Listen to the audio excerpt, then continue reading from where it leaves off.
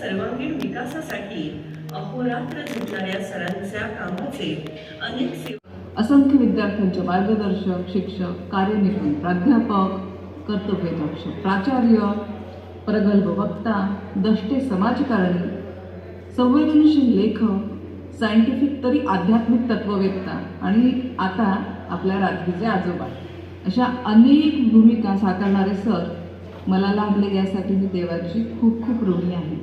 देव त्यांना आरोग्य, आनंद, दीर्घायुष्य देऊ हीच ईश्वरचरणी प्रार्थना. आणि हो, आज सरांची सेवा निवृत्ती.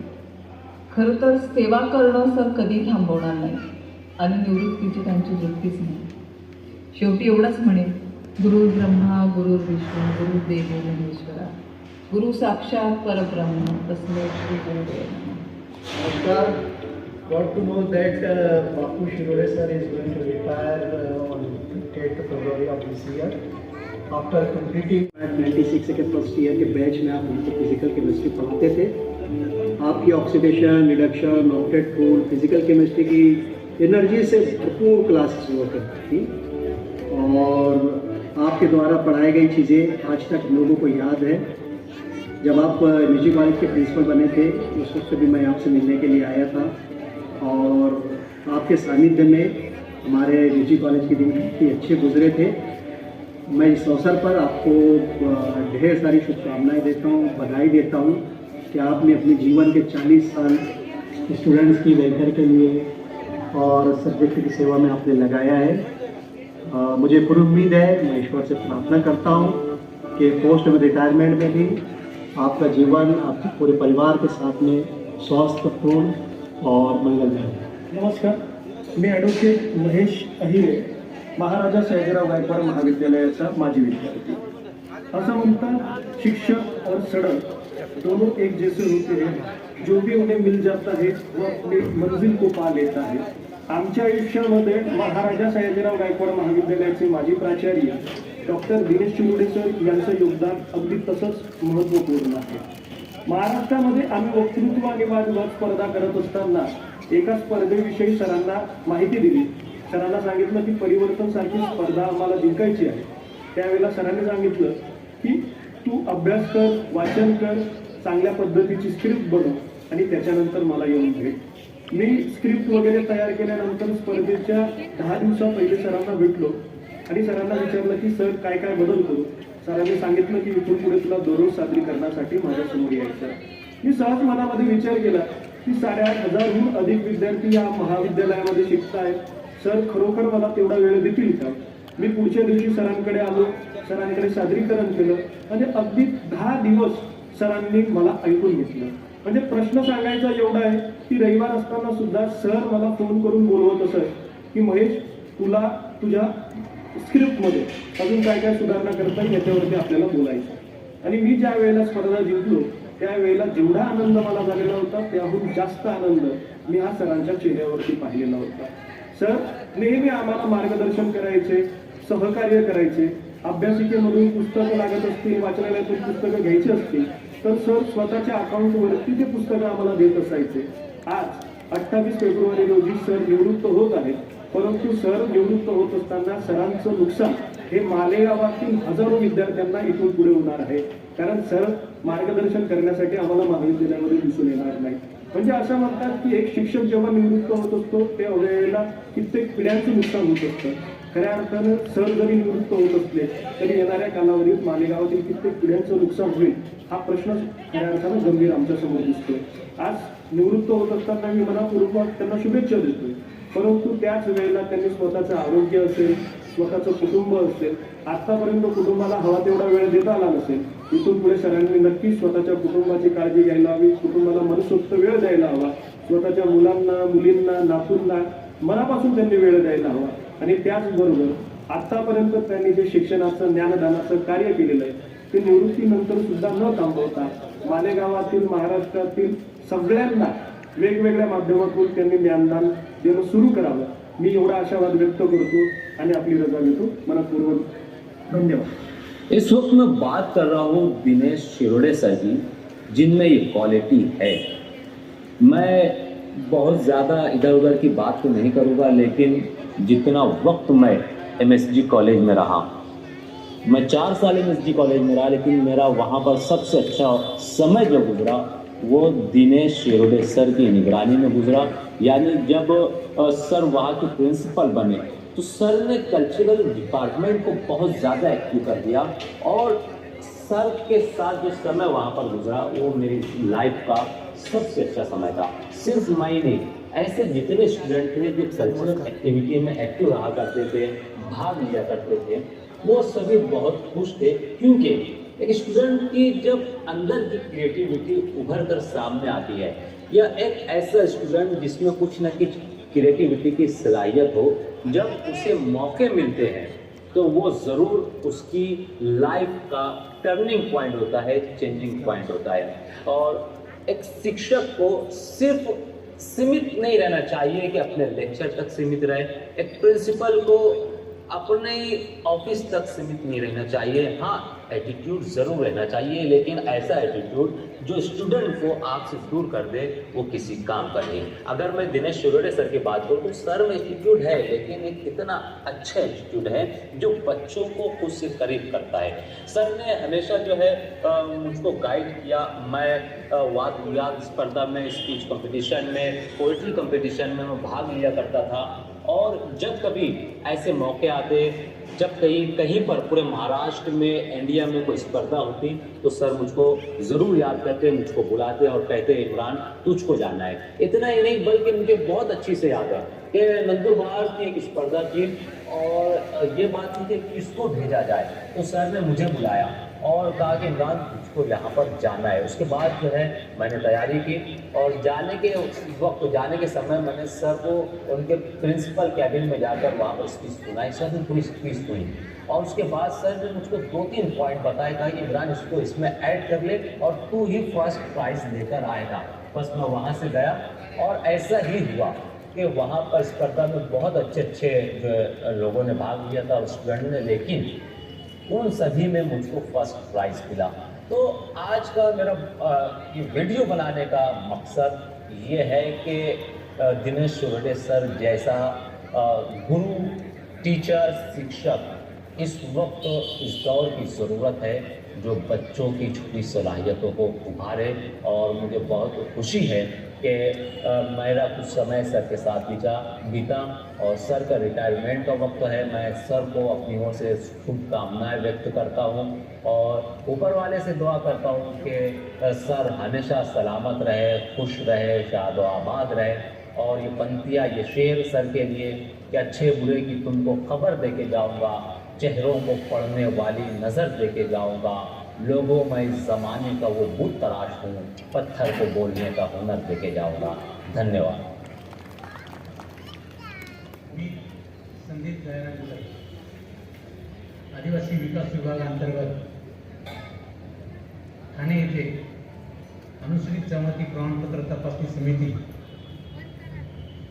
सहाय्यक या पदावर कार्यरत आहे। सन्माननीय डॉक्टर प्राचार्य शिरोडे सर हे दिनांक 26 फेब्रुवारी 2026 रोजी सेवानिवृत्त होत आहे। सरांच्याबद्दल सांगायचे म्हणजे सरांचे व आमचे गाव एकच, ते म्हणजे चिखलोळ हे होय। सर हे माझ्या वडिलांच्या महाविद्यालयातील सहकारी तसेच मित्र म्हणून मला त्यांचा पूर्वपरिचय होता। परंतु इयत्ता 12वीमध्ये मी जेव्हा सरांकडे केमिस्ट्री या विषयाच्या शिकवणीसाठी जात असे, त्यावेळी सरांची जी शिकवण होती ते म्हणजे अतिशय सोप्या व सुटसुटीत भाषेत केमिस्ट्रीसारखा विषय सरांनी शिकवला। त्यामुळे त्यातील अवघड अशा संकल्पना हा विषय समजण्याबरोबरच परीक्षेत देखील त्याचा उपयोग झाला। सरांच्या स्वभावातील शिस्तबद्धता, वक्तशीरपणा, परंतु मृदू बोलणे या बाबी निश्चितच मनाला भावणाऱ्या आहेत। याबरोबरच सरांनी अध्यापनासोबतच महात्मा गांधी विद्या मंदिर संचलित नागपूर कॉलेज व मालेगाव येथील MSG कॉलेज येथे प्राचार्यपदाची गुरुळा यशस्वीपणे सांभाळली आणि त्यातूनच सरांचा एक उत्कृष्ट प्रशासक म्हणून हा पैलू देखील आपल्यासमोर आलेला आहे. सरांनी त्यांच्या प्रदीर्घ सेवेदरम्यान असंख्य विद्यार्थ्यांना शिकवले, ज्ञानाचा दीप त्यांच्यामध्ये जागृत केला. त्यामुळे सरांचे अनेक विद्यार्थी हे यशस्वी झालेले आहेत. सर आता सेवानिवृत्त होत आहेत. सरांना त्यांचे पुढील आयुष्य सुखाचे, समाधानाचे, आरोग्य संपन्न राहू यासाठी मी सरांना शुभेच्छा देतो. धन्यवाद. नमस्कार, मी डॉक्टर स्वाती सुरेश पाटील, समाजश्री प्रशांत दादा हिरे कला वाणिज्य व विज्ञान महाविद्यालय नागपूरची विद्यार्थिनी आणि डॉक्टर दिनेश शिरोळे सर यांची मानसकन्या. सध्या मी Pratibha college of commerce and computer studies येथे इंग्रजी विषयामध्ये सहाय्यक प्राध्यापक म्हणून कार्यरत आहे.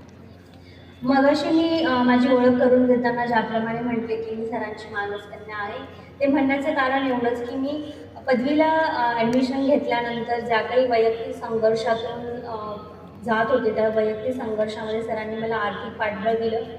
माझा शैक्षणिक खर्च सरांनी आणि महाविद्यालयाने उचलला आणि त्यामुळे मला माझं पदवीचं शिक्षण पूर्ण करण्यात आलं. त्याचबरोबर ज्यावेळी मी माझ्या पदव्युत्तर शिक्षणासाठी पुण्याला मास्टर्स करण्यासाठी येत होते तेव्हा देखील सरांचं नेहमीच प्रोत्साहन मला राहिलेलं आहे. एक दिवस सहजच मी सरांना 1ली ते 12वीपर्यंत लिहिलेल्या कविता दाखवल्या आणि सरांनी त्या फक्त वाचल्या नाही तर सरांनी त्या मराठीतील नामांकित लेखक उत्तम कांबळे यांना दाखवल्या आणि मग त्यातूनच माझा काव्यसंग्रह हिस्तवाचे ओझे याचा जन्म झाला, ज्याचं प्रकाशन नागपूर महाविद्यालय आणि नगारा प्रकाशनाच्या वतीने करण्यात आलं. माझं नाव रितेश नंदुवंती आहे. मी सध्या सेट मेडिकल कॉलेज आणि के मर्कज मुंबई येथून फायनल शिक्षण घेत आहे. तर मी माझ्या 11वी शिक्षण सुद्धा MSG कॉलेज मालेगाव येथूनच पूर्ण केले. तर सरांबाबत बोलायला गेलं तर मला 11वी-12वीला स्वतःला जरी सरांचं थेट मार्गदर्शन नाही लाभले, पण ॲज अ स्टुडंट जो फर्स्ट टाइम मेडिकल फील्डमध्ये एंटर करतोय विदाउट मेडिकल बॅकग्राऊंड, तर त्याला आधीच थोडंफार अवघड असतं आणि प्लस सरांचा दादा पण त्या फील्डमध्ये असल्यामुळे सरांचे जे पण मला इनपुट भेटले दादाकडून असो किंवा सरांकडून असो तर ती खूप महत्त्वाची ठरली. प्लस स्वतःचे काही MBBSचे वर्ष फर्स्ट इयर सेकंड इयर सरांनी पुस्तकं घेऊन दिली असो किंवा माझे एक्सपिरियन्स शेअर करणे असो, त्यामुळे मला बऱ्यापैकी मदत झाली की मी आज या फायनल इयर मेपर्यंत चांगल्या मार्क्सनी चांगल्या प्रकारे पोहोचलो आहे. नमस्कार, मी श्रीमती कल्याणी जनकल्याण मराठी पत्रकार संघ महाराष्ट्र राज्याचे साहित्य, संस्कार आणि ज्ञान यांचा सुंदर संगम म्हणजे आपल्या समाजश्री प्रशांत दादा हिरे कला विज्ञान व वाणिज्य महाविद्यालय नागपूर येथील प्राचार्य सन्माननीय डॉक्टर दिनेश शिरोळे सरांच्या माध्यमातून अपूर्व दत्त केंद्रातून माझ्यासारख्या सर्व गरीब व विद्यार्थ्यांना अगदी मास्टर डिग्रीपर्यंत शिक्षण घेण्याचं भाग्य लाभलं याचं सर्व श्रेय मी सन्माननीय शिरोळे सर यांना पाहत करत आहे. खूप इम्पॉर्टंट इयर्स होते आणि त्याच काळात सरांकडून केमिस्ट्री शिकण्याची ऑपॉर्च्युनिटी मिळाली. केमिस्ट्री हा तसा बऱ्यापैकी अवघड आणि चॅलेंजिंग सब्जेक्ट आहे, पण सरांचं जे टीचिंग स्टाईल किंवा जो त्यांचा काम क्लिअर आणि सिस्टमॅटिक जो अप्रोच होता त्याच्यामुळे सब्जेक्टची अशी कधी भीती वाटली नाही. सरांनी कॉन्सेप्ट्स खूप क्लिअर करून घेतले आणि इनफॅक्ट त्याच्यामुळे तो one of the highest scoring subject माझ्यासाठी होता आणि it really help me choose my career. ते आदरणीय प्राचार्य डॉक्टर दिनेश शिरोळे सरांनी आपलं संपूर्ण आयुष्य विद्यार्थ्यांना घडवण्यामध्ये घालवलं. सर म्हणतात की मी पैशासाठी नोकरी केलेली नाही, परंतु या महाविद्यालयीन युवकांनी स्वतःच्या पंखांना बळ देत आकाश उंच झेपावी यासाठी माझी धडपड असते. सरांचे अनेक विद्यार्थी कोणी लंडन, अमेरिका, कोणी कलेक्टर व कोणी डॉक्टर अशा उच्च पदांवर कामगिरी करताना दिसतात. सर तुम्ही जेव्हा आमच्या महाविद्यालयामध्ये आला तेव्हा आपल्या महाविद्यालयाला एक आनंदाची बहर आली आणि हीच बहर कदाचित आता कुठेतरी कोंबेल असं वाटायला लागलं, कारण तुमची दिनांक 28 फेब्रुवारीला तुम्ही सेवानिवृत्त होत आहे. हे ऐकल्यानंतर मनाला कुठेतरी खूप वाईट वाटले सर, कारण तुमच्या येण्याने हे महाविद्यालयाची उंची वाढली होती. तुमच्या अनमोल मार्गदर्शनामुळे आमच्यासारख्या अनेक ग्रामीण भागातील विद्यार्थ्यांना स्वतःचे कलागुण साधण्यासाठी एक हक्काचं व्यासपीठ मिळालं. ज्ञान के सागरे इनसे ही जन्नत है. अशा असंख्य विद्यार्थ्यांच्या भावना 41 वर्षातल्या आहेत. त्या भावना बघितल्या, ऐकल्या तर भारतीय संस्कृतीतले गुरु शिष्याचे नाते हे कुठल्याही फुटपट्टीने मोजता येणार नाही हे वारंवार सिद्ध होत आहे. या संपूर्ण शिक्षण क्षेत्रातील यशस्वी प्रवासामागे सर आपल्या आईवडिलांचे आशीर्वाद महत्त्वाचे मानतात. पत्नी सौ सुरेखाताई यांनी साथीदार म्हणून जी खंबीर साथ दिली त्यामुळे सरांचा आयुष्याचा प्रवास सुखकर झाला. सुरेखाताईंनी संपूर्ण परिवार डॉक्टर ऐश्वर्या, समृद्धा, डॉक्टर अनुज यांना संस्कारांचं बीजारोपण करून घडवलं. एक आदर्श धर्मपत्नी म्हणून त्यांनी सरांच्या जीवनात महत्त्वाची भूमिका स्वीकारली. पितृतुल्य बंधू आबासाहेब, लहान बंधू प्राध्यापक रवींद्र, भगिनी कैलासवासी अक्का, सौ सुनताताई, सौ नलिनी ही सर्व रक्ताची नाती सरांच्या जगण्याच्या श्वासाची साक्षीदार आहेत. नात रागिनी नावाचं गोंडस बाळ सरांसाठी आनंदाचा झरा आहे. जडणघडणीच्या वर्णावर विद्यार्थ्यांचा आरंभ बिंदू ज्याला दिसला तो बिंदू ज्याला टिपता येतो त्याच्याच अध्यापनाचा विशाल बिंदू होतो. हा विशाल बिंदू खडूच्या पूर्णविरामाने आज निवृत्ती घेत आहे. निवृत्त होताना त्यांच्या हृदयात विद्या मंदिर, असंख्य विद्यार्थी, खडू, फळा, अनेक मार्गदर्शक आणि मित्र आहेत. ही त्यांची खरी संपत्ती आहे. या आठवणी परमेश्वरानं दिलेल्या शेवटच्या श्वासापर्यंत सर बरोबर ठेवणार आहेत, कारण तोच त्यांच्या वार्धक्याचा खजिना राहणार आहे. एकदाच मिळणाऱ्या सुंदर आयुष्याचं सोनं करून 41 वर्ष महाविद्यालयातील विद्यार्थ्यांच्या डोळ्यात आपलं पारितोषिक पाहणाऱ्या सरांच्या सेवानिवृत्तीला सलाम. Author by knowledge. Sir, you are one of the best speaker. विशेष अतिथी आदरणीय सुभाष निकम सर यांना मी विनंती करतो की त्यांनी आपलं मनोगत व्यक्त करावं. ज्यांच्या सत्कारासाठी आपण सगळे उपस्थित झालो ते आमचे स्नेही महात्मा गांधी विद्यामंदिर संस्थेतले आदर्श प्राचार्य आदरणीय शिरोड सर, कार्यक्रमासाठी प्रमुख अतिथी लाभलेले महाराष्ट्रातले ख्यातनाम साहित्यिक आदरणीय दिलीप दोंडे सर, उपस्थित सर्व मालेगावकर. खरं म्हणजे मी पहिलाच असा निरोप समारंभ बघतोय की ज्या निरोप समारंभामध्ये फक्त शिक्षकच नाहीत तर सर्व आप्त, स्वकीय, मित्र, कॉलनी, माजी विद्यार्थी आणि हा कार्यक्रम ज्या उंचीवर या ठिकाणी आलेला आहे त्यात बापूंची खरं उंची. असा माणूस, प्राचार्य वगैरे ते पद बाजूला, परंतु माणूस म्हणून जगणारं व्यक्तिमत्व आज आपल्यात आहे. बापूंचा स्वभाव खरोखर बापूंसारखाच होता, जे महात्मा गांधींसारखा. आमचा स्वभाव थोडा वेगळा आहे, परंतु जे कमवलं बापूंनी ते कोणीच कमवू शकत नाही. विद्या मंदिर मधला असा एकही माणूस असेल की जो बापूंना वाईट बोलेल, किती स्वभाव जरा वेगळा राहिला तरी सुद्धा बापूंबद्दल चांगलंच बोलेल. बरोबर आहे दोदळे सर? आम्ही ज्यावेळेस विचार करतो की केमिस्ट्रीचा दादा माणूस, आणि ज्याला केमिस्ट्री येतं ना त्याची केमिस्ट्री इतरांची पण जमत असते. बापू चुकून केमिस्ट्री घेतलं. तुम्ही जर मराठी घेतलं असतं तर आज महाराष्ट्रातले नामवंत साहित्यिक राहिले असते. आजही आहेत, त्याबद्दल डाऊट नाही. परंतु कुठेतरी आज या विश्व मराठी संमेलनाचे अध्यक्षपद सुद्धा बापूंना मिळालं असतं जर मराठी राहिलं असतं. मी आपला अधिक वेळ घेत नाही. आता सरांनी सांगितलं की मी काही जीव घेत नाही, परंतु लोकांना जीव द्यायचं आपल्याला. त्याच्यामुळे मी आई जगदंबेचरणी एकच प्रार्थना करतो की बापूंचं उर्वरित आयुष्य खूप सुखाचं, समृद्धीचं जावं. आरोग्यदायी जाईलच, कारण मुलं 2 डॉक्टर आहेत. बापूंची एक चूक केली असं मला वाटतं.